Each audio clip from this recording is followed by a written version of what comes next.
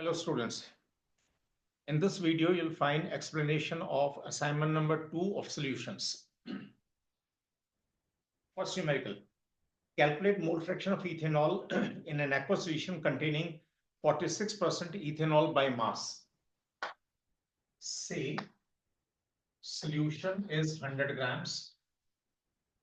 46% means 46 grams is ethanol and remaining 54 grams is water. Now, number of moles of ethanol,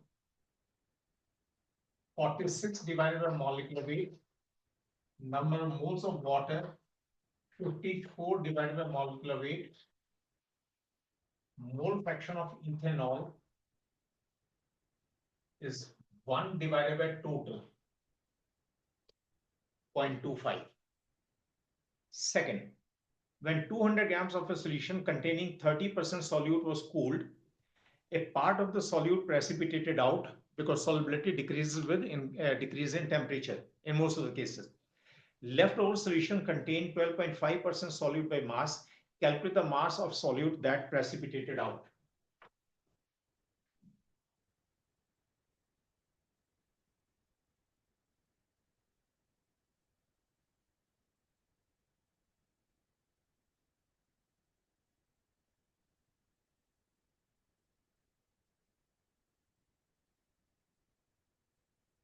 First, we'll calculate how much was the solute initially present.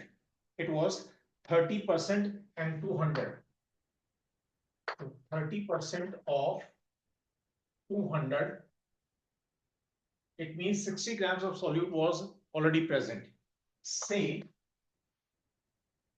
solute precipitated out is equal to X gram. Therefore, solute left 60 minus X gram.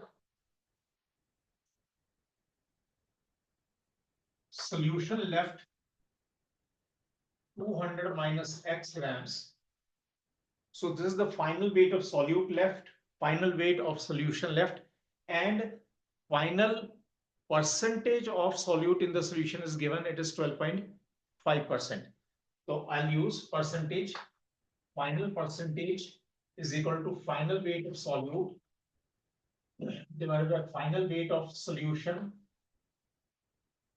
into 100.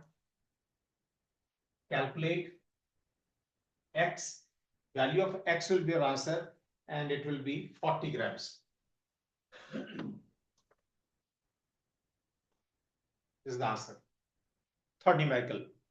Calculate mole fraction of acetic acid in a solution containing 46 grams of ethanol and 90 grams each of acetic acid and water.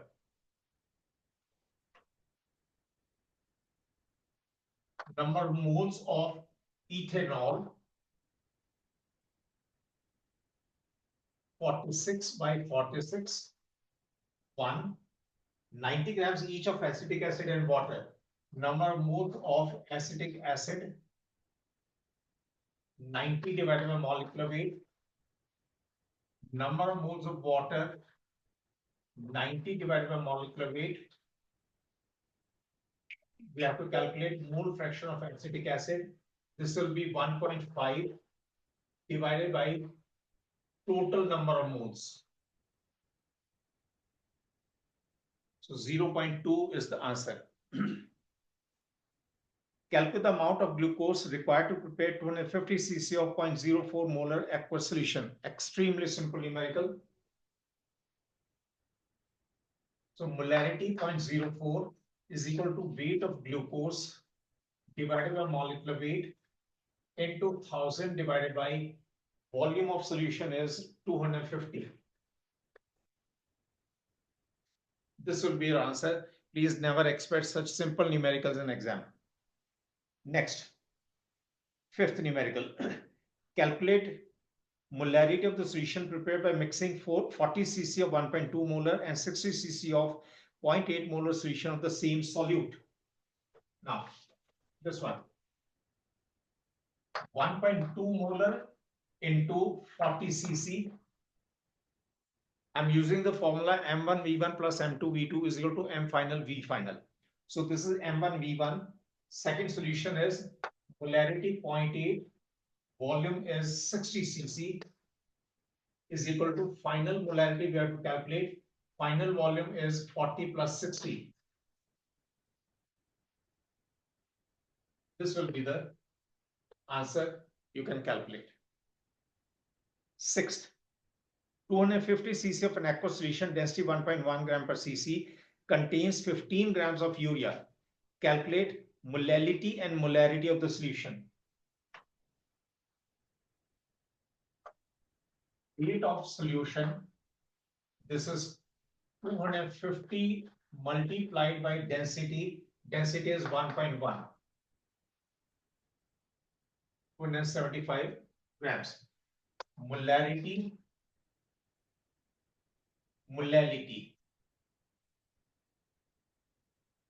Now it is given, it contains 15 grams of urea. So 15 divided by molecular weight of solute urea into 1000. Now, the only difference is in molarity, it will be volume of solution, that is 250. This is one answer. In molality, this is weight of solvent. Weight of solvent will be weight of solution minus weight of solute. This is second answer.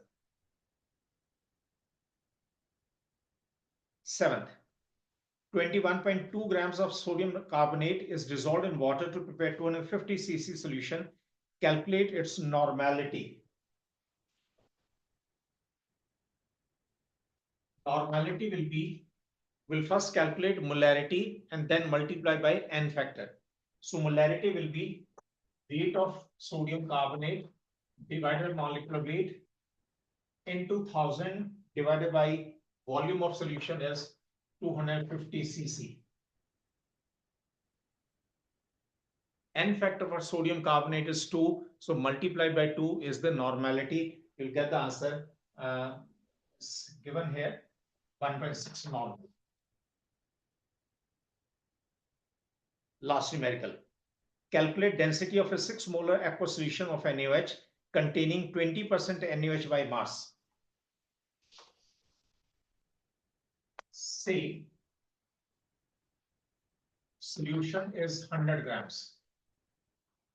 20% NaOH. It means out of 100, it contains 20 grams NaOH.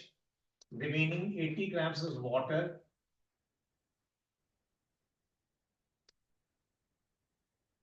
And volume of this solution will be 100 divided by density. Say density is D. We have to calculate the value of D. Now, we are given it is 6 molar solution. So molarity is equal to weight of NaOH divided by molecular weight into 1000 divided by volume of solution 100, and D goes in the numerator. This will be the answer. Theoretical question number 1. What is the significance of Henry's law constant? See, higher the value of KH, lower will be the solubility of the gas. That's what is the application of Henry's law constant. Second, why a soda water bottle fizzes when opened at room temperature and pressure? See, room temperature is normally high, but particularly at room pressure is much lower than the pressure at which CO2 is dissolved in soda water. So when the bottle is opened, pressure of CO2 above soda water decreases. Therefore, according to Henry's law, solubility of CO2 decreases, and therefore dissolved carbon dioxide escapes in the form of bubbles. That's why fizzing is observed. Third, why is molality preferred to molarity in chemical calculations? The reason is molality is independent of temperature, whereas molarity varies with temperature.